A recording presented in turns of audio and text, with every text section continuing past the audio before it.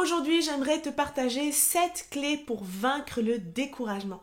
Ça nous arrive tous à des moments parfois d'avoir l'impression que nos actions n'atteignent pas le résultat que l'on attendait, de faire plein d'efforts et d'avoir l'impression que ça ne paye pas, d'avoir des objectifs, d'avoir des rêves, de vouloir accomplir des projets, mais d'avoir ce sentiment que ça n'avance pas comme on le voudrait, et là d'un coup on commence à se sentir découragé. Et puis il peut aussi y avoir les défis du quotidien qui vont venir influencer nos pensées, on va se retrouver sans force, on va avoir notre motivation qui va diminuer et on va avoir une perte de la volonté de pouvoir affronter nos journées. Et je sais pas pour toi, mais moi personnellement, ça m'est arrivé plus d'une fois de me sentir découragée. Donc le but de cette vidéo, c'est de pouvoir te donner des clés pour vaincre le découragement.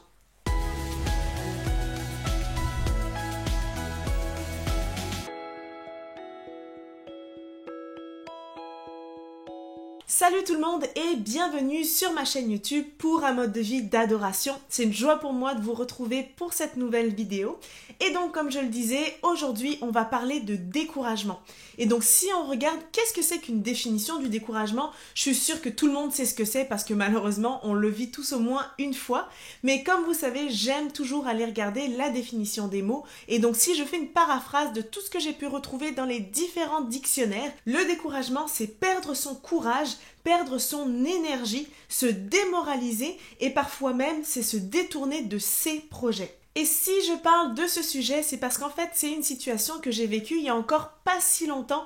J'ai fait face à du découragement dans ma vie et je me suis dit autant être transparente et parler d'un sujet qui me concerne aussi pour que vous voyez que finalement qu'on soit dans le ministère, qu'on enseigne ou pas, on vit tous la même chose et que vous n'êtes pas seul à faire face à ce genre de situation.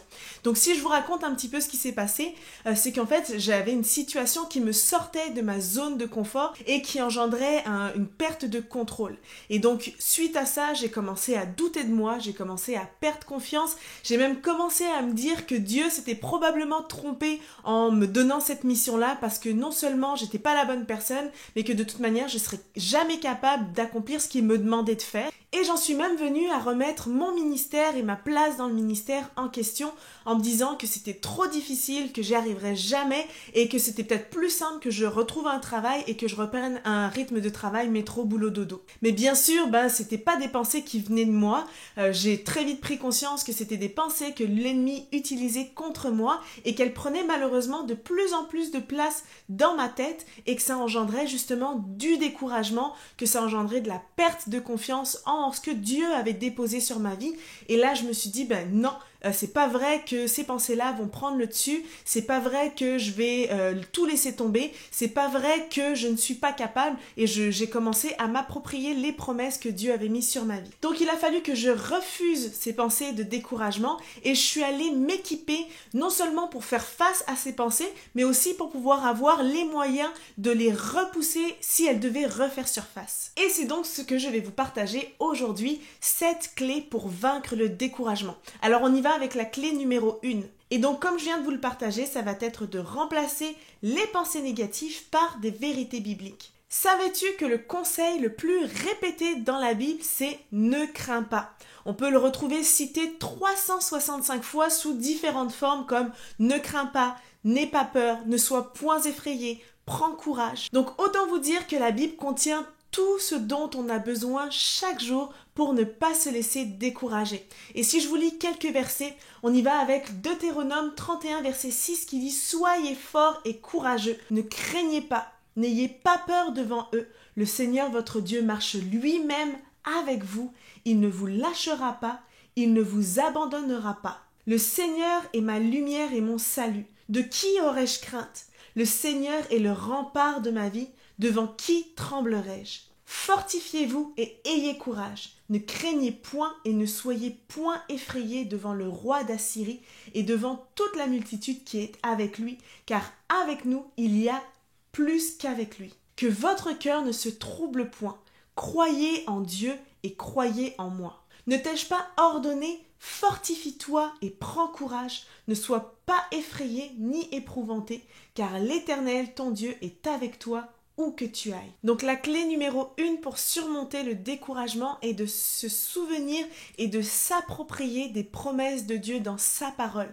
Et plus on va lire la Bible, plus on va prendre le temps d'étudier, de méditer sa parole, plus on va pouvoir avoir la connaissance de ces vérités bibliques et avoir confiance en l'accomplissement de ses promesses. Donc la clé numéro 2, c'est de prendre un temps de réflexion et d'introspection avec soi-même. Je m'explique. Donc ça va être de prendre un temps seul, de prendre un moment de réflexion pour être honnête avec soi-même et essayer de rechercher quelles sont les raisons de notre découragement. Donc par exemple, prenez une feuille ou un cahier et commencez à noter toutes les choses en fait pour lesquelles vous vous sentez découragé ou peut-être toutes les choses qui vous découragent et essayez de voir si ce sentiment-là est fondé, si ces raisons-là sont justifiées. Et le fait de le faire par écrit, eh bien ça va vous permettre de mettre des mots sur ce que vous ressentez, de mettre des mots sur vos émotions. Ça va vous permettre aussi d'être vrai devant Dieu, d'être vrai avec vous-même parce que vous allez exprimer ce que vous ressentez. Et aussi, eh bien, le fait de l'écrire, ça va vous permettre de le voir de vos propres yeux. Et dans un deuxième temps, de faire ce même exercice-là, mais d'écrire des choses positives, d'écrire pourquoi vous vouliez accomplir tel projet. Pourquoi est-ce que vous vouliez faire ci? Quels étaient vos objectifs? Qu'est-ce qui te motive dans la vie? Qu'est-ce qui te passionne dans la vie? Toutes ces choses-là, tu peux les écrire. Et le but de cet exercice, eh bien, ça va être de mettre le focus sur le positif plutôt que de te concentrer sur le négatif et sur justement ce qui procure du découragement. On peut être découragé face à une situation, mais si on se souvient pourquoi est-ce qu'on faisait ça, la raison pour laquelle on faisait tel projet et la raison pour laquelle on voulait réaliser ses rêves, eh ben c'est ça qui doit primer sur finalement le côté négatif. Et donc si on continue dans ce même ordre d'idées, la clé numéro 3, ça va être de se rappeler le chemin parcouru jusqu'à maintenant. Ça va vous permettre de vous rappeler l'énergie, les efforts qui ont déjà été mis dans ce projet-là. Ça va vous permettre aussi de vous rappeler ce que vous avez déjà investi, que ce soit en temps ou en argent, et également peut-être les sacrifices que vous avez déjà fait jusqu'à maintenant. Et puis de regarder en arrière, ça va vous permettre de réaliser que vous n'êtes plus au point de départ, mais que vous avez déjà avancé. Le chemin parcouru, ça va vous permettre de vous rappeler tout ce que vous avez déjà entrepris jusqu'à aujourd'hui et de vous rappeler qu'en fait, le découragement auquel vous faites face, c'est peut-être un obstacle sur votre chemin, mais c'est pas une porte fermée. Vous pouvez aller plus loin, vous pouvez continuer d'avancer. Il faut juste passer cette étape d'obstacle pour pouvoir continuer votre chemin, mais vous allez pouvoir quand même avancer, vous allez pouvoir quand même atteindre l'objectif que vous aimeriez atteindre, réaliser le rêve que vous aimeriez réaliser ou tout simplement devenir la personne que vous voudriez être. Ensuite, en numéro 4, dressez une liste de toutes les choses pour lesquelles vous êtes reconnaissant. En faisant cet exercice, vous allez vous rendre compte que vous avez déjà plusieurs choses à célébrer, mais surtout vous allez réaliser que Dieu a été à l'œuvre jusqu'à maintenant. Et ce que j'aime aussi, c'est que le fait d'être reconnaissant permet de remettre le focus sur Dieu et surtout de se dire que si Dieu l'a déjà fait, il va le faire encore aujourd'hui et il peut le faire encore demain. Et comme pour le point numéro 2, eh bien ça nous permet de remettre notre attention sur Dieu, sur les choses qu'il a déjà accomplies, sur les victoires que l'on a déjà acquises au lieu de se laisser submerger par le découragement et l'envie d'abandonner. Ma clé numéro 5, ce serait de revoir peut-être nos objectifs et surtout de déterminer quelles sont nos priorités. Parfois, on va se mettre beaucoup d'objectifs, on va se mettre beaucoup de choses que l'on aimerait faire, mais on ne prévoit pas ou alors on n'a pas forcément le temps de tout réaliser. Et souvent, ça aussi, ça va causer du découragement parce qu'on va voir cette liste-là, on va se dire, il faut que je fasse tout ça. Des fois, on va se dire, il faut que je fasse tout ça dans l'année, dans le mois ou dans les 10 prochaines années. Et on voit le temps qui avance et on se rend compte qu'en fait, il y a beaucoup de choses qu'on n'arrive pas à faire ou qu'on n'a pas eu le temps de faire. Et là, on se dit, finalement, j'y arriverai jamais et on se laisse décourager. Et c'est pour ça que c'est important de déterminer des priorités. Qu'est-ce qui est prioritaire dans ma vie? Qu'est-ce qui a la première place dans ma vie et auquel je dois consacrer le plus de mon temps? On ne peut pas tout faire. Même si on aimerait pouvoir accomplir le plus de choses possible, même si on aimerait ne pas perdre la moindre opportunité et pouvoir profiter de chaque chose qui s'offre devant nous, on ne peut pas tout faire. Donc le fait d'avoir des priorités vont nous permettre ensuite d'évaluer, de savoir si ces objectifs-là nous rapprochent de notre destinée, nous rapprochent de nos rêves ou de la mission que l'on veut accomplir, ou si en fait ces choses-là viennent nous parasiter et nous faire perdre du temps. Et d'ailleurs, mon mari est un coach et un expert dans la productivité et la gestion du temps. Donc j'avoue que moi, ça m'aide beaucoup aussi à savoir comment prioriser les choses dans ma vie. Mais je me souviens qu'un des conseils qu'il m'avait donné et que je me rappelle encore toujours aujourd'hui, c'est que si tu veux pouvoir dire oui à quelque chose, eh bien tu n'as pas le choix de dire non à autre chose. Tu ne peux pas dire oui à tout parce que non seulement déjà tu ne peux pas tout faire, et de deux, c'est que si tu fais trop de choses, tu t'éparpilles et il arrive qu'en fait tu fasses moins bien chaque chose, alors que si tu te focalises sur peu, mais sur les choses importantes, eh bien tu vas pouvoir mettre toute ton énergie et toutes tes compétences sur ces choses-là. Mieux vaut peu de choses, mais qui te rapprochent du plan que Dieu a mis sur ta vie, que plein de choses qui sont peut-être le fun, qui sont pas forcément des choses négatives, mais en fait te font courir à droite à gauche, t'éparpillent et font que finalement en fait tu perds du temps parce que tu essayes de tout faire, mais les choses qui sont importantes n'avancent pas, et en fait après tu regardes ton projet et tu te dis mais j'y arrive pas, je me décourage, alors qu'en fait c'est que tu n'as pas pris le temps nécessaire pour pouvoir avancer dans ce que tu avais envie de faire. Et ça marche pour la vie de tous les jours. Si ton objectif c'est de passer plus de temps avec ta famille ou de passer plus de temps avec ton mari, mais que tu dis toujours oui à une sortie avec une amie, que tu dis toujours oui pour rendre service à droite, que tu dis toujours oui pour faire finalement peut-être des heures supplémentaires ou pour aider ou faire ci ou faire ça, qui sont pas forcément, justement comme je disais, qui ne sont pas des choses mauvaises, mais qui viennent te voler à chaque fois un petit peu de temps, et bien tu vas te rendre compte que ce temps-là, c'est du temps que tu ne pourras pas passer avec ta famille. Et si tu veux passer ce temps-là, et bien tu n'as pas le choix peut-être de devoir dire non à autre chose pour que justement ton focus et ton attention soient sur ta famille. Et c'est la même chose si tu veux accomplir un projet. Tu ne peux pas passer tout ton temps libre à être avec tes amis, à faire du shopping, à regarder de la télé, à regarder des émissions, des choses comme ça. Il y a un moment donné, il va falloir que tu consacres du temps pour travailler sur ce projet-là, pour te renseigner, pour faire de la recherche, pour peut-être commencer à rédiger, pour commencer à composer, pour faire des choses en fait qui vont t'aider à réaliser ton projet, parce que Dieu il met des rêves en toi, mais ensuite c'est pas en claquant du doigt que ça va se réaliser. Il y a des choses, il faut mettre du temps, il faut mettre de l'énergie, et si tu mets ton énergie dans autre chose, eh bien en fait c'est là que tu vas t'éparpiller et que tu ne vas pas réussir à avancer. Donc revois tes objectifs et surtout détermine tes priorités. Mon conseil numéro 6, c'est soyez bien entourés.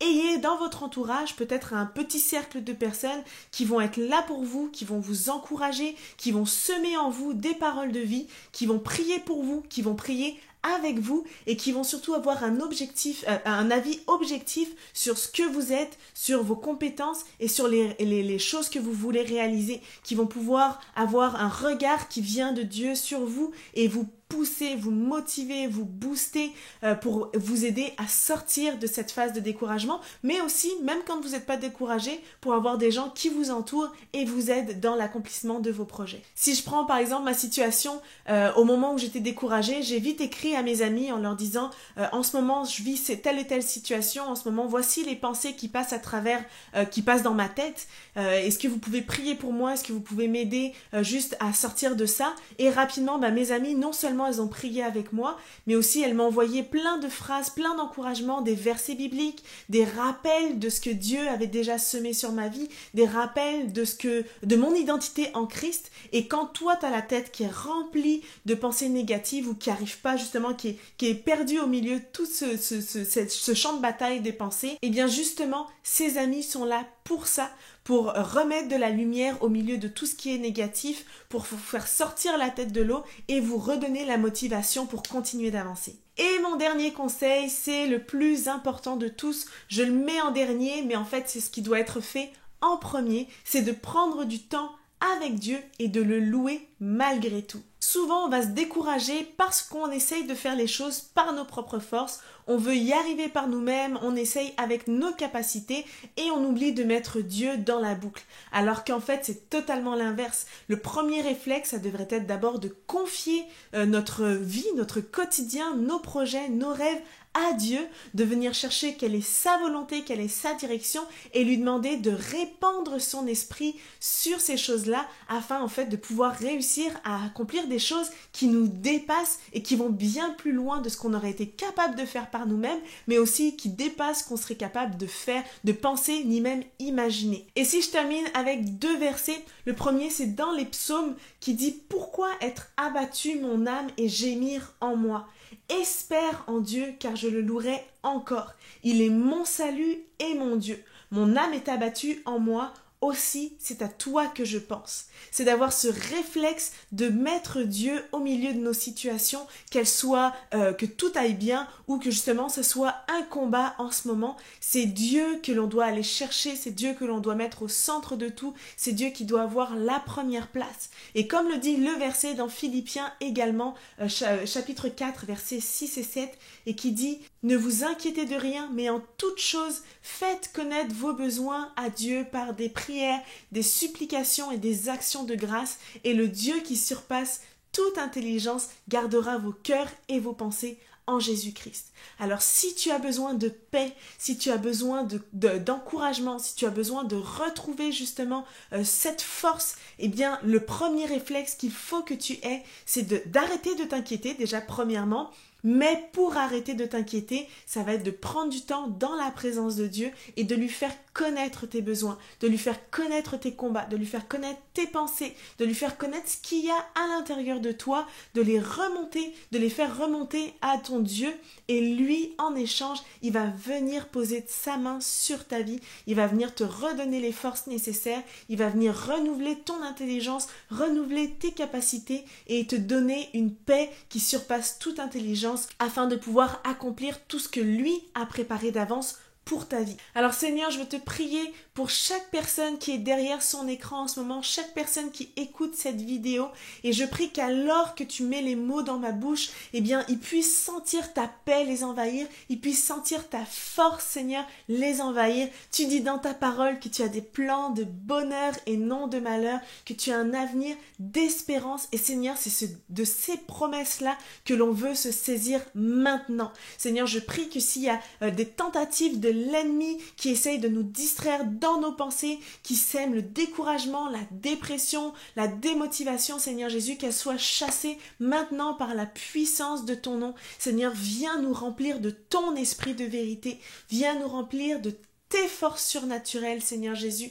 Viens rétablir la lumière, peut-être au milieu de nos ténèbres, afin que l'on puisse vivre pour toi, afin que l'on puisse accomplir ce que toi tu as préparé d'avance pour notre vie. Seigneur, je prie que tout esprit de découragement puisse cesser maintenant et que l'on puisse marcher avec l'assurance que tu nous donnes. Seigneur, que l'on puisse passer à travers les obstacles avec toi à nos côtés. Seigneur, c'est toi qui nous rends forts. C'est quand on est faible qu'alors qu'on est fort, parce que ta grâce nous suffit, Seigneur, et on veut te dire merci pour le don de ta grâce. On veut marcher de gloire en gloire, de victoire en victoire, Seigneur, et on veut surtout pouvoir être les personnes que tu nous as appelées à être afin d'accomplir ce que tu as déposé sur notre vie. C'est dans ton nom qu'on a prié. Amen.